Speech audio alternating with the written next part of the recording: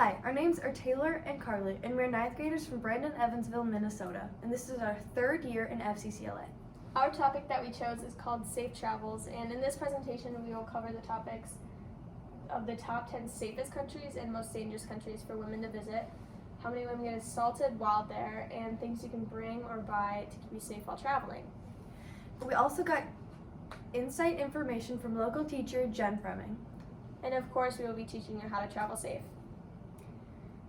First, we'd like to tell you about why we were both individually drawn to this topic. I was drawn to this topic because of my desire to travel when I'm older and out of high school, and I was always worried about places that are safe to go and how I can be safe while traveling abroad or even in my own country. I was drawn to this topic because ever since I can remember, I've always wanted to travel the world. My plan was to never stay in the same place, always going. As I got older, I started hearing of women getting hurt or lost while traveling, and I wanted to think of ways to have that not happen. So we chose this topic, and now we both know how to travel safely around the world. Now that we've explained why we chose this topic, we would like to talk to you about how to travel safely. One very important thing about traveling by yourself or even with a partner is to stay connected with people you trust.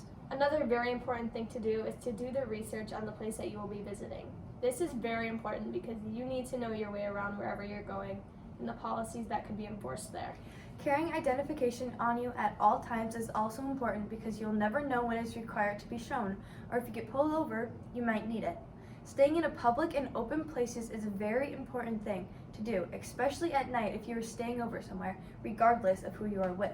You should always try to avoid looking like a tourist as much as possible because you never know who could be watching, and normally tourists are very easy targets. Leaving valuables at home or wherever you are staying is a very smart thing that you could do while traveling because you are less likely to get robbed, and if you do get robbed, they will have less things to take. Choosing the right accommodations is important so that you know you are staying in a safe place and that you have everything you need. Lie a little if needed. If you are asking for directions, always say you're meeting a friend or a family member.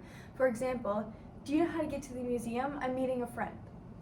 And finally, the most important thing to remember when you're traveling alone, especially as a woman, is to trust yourself.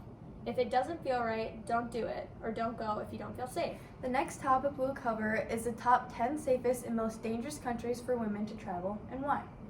The safest country for women to travel is Finland. Finland is ranked number 1 in terms of safety by the World Economic Forum in their Travel and Tourism Competitiveness Report.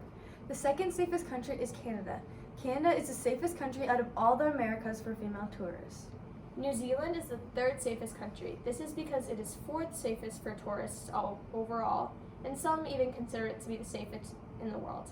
The 4th country on the list is Uruguay. Uruguay has one of the lowest crime rates out of all the countries in the Americas. The 5th safest country is Switzerland. This is because Switzerland is ranked as the 7th most peaceful country in the world and is very safe for women's solo travel. 6th on the list is Belgium. Belgium ranks 10th in the International Women's Travel Center list of best countries for women to travel alone. They also have a popular program for students that are studying abroad, which makes it very safe for younger women. The 7th safest country on this list is Austria. Austria is ranked 4th in the International Women's Travel Center list of best countries for women's solo travel. 8th on the list is Iceland. Because of its low crime rates, which happen to be one of the lowest in the world, and Iceland is ranked number 1 on the Global Peace Index. 9th on our list is Japan. Japan is ranked 6th on the Global Peace Index and is one of the safest countries for single females to travel. And finally, 10th on the list is Chile. Chile has low crime rates and ranks 24th on the Global Peace Index. Now we will be going over the top 10 most dangerous countries for women and how many women get sexually assaulted while there. Starting off with number 1 on the list, South Africa. The sexual assault rate is 40% of women. 2nd on our list is Brazil, where around 60,000 women experienced sexual assault as of 2020.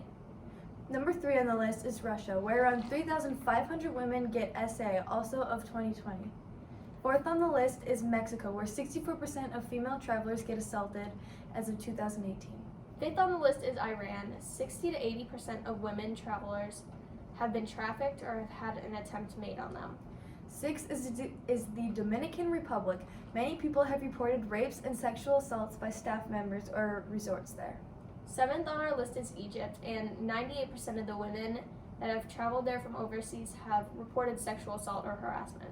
Eighth on our list is Morocco. In Morocco, 12.4% of women have experienced sexual assault and 90% have been reported, but not to the police. Ninth on this list is India. In 2019, the annual count of rapes in India was 32,033. That averages about to 88 cases a day. And finally, 10th on our list is Thailand, where 2% of female travelers are assaulted. Those are located top 10 safest and top 10 dangerous. Now we will be moving on to things that you can purchase to protect yourself while traveling, or some that are for everyday life. One of the most popular things that people buy is pepper spray, which normally ranges from $15 to $20. Another popular choice for protection is a taser, which normally ranges from $10 to $30. Some things that people don't think of to buy that could protect you are whistle necklaces. They cost around $20, a flashlight that is also normally around $20 and under. A keychain alarm that can range from $5 to $15.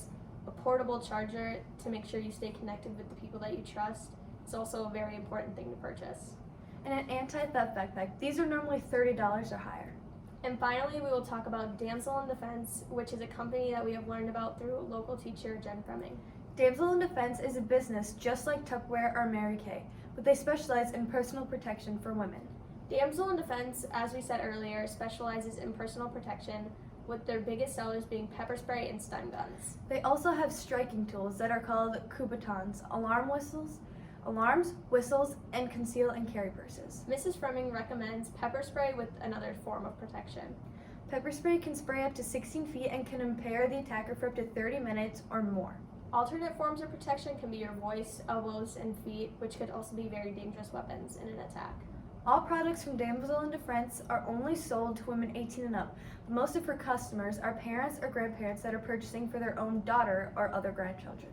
Many do not recognize themselves as a potential victim, but all women need to be alert in case of an attack. Now, as you may have noticed, we have added pictures of places we'd like to travel that we will be going over those as well. First, we have the Wisteria Flower Tunnel in Japan. And they are known for all of their beautiful flowers, and it is said that if you go there with a significant other, you will be together for life.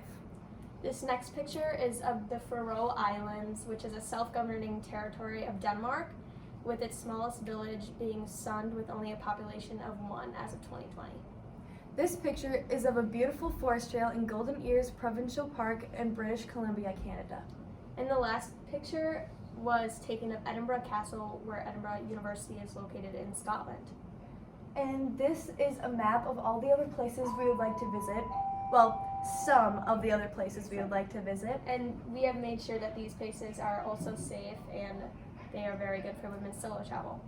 Thank you for your time and for listening to our presentation. Have a good day.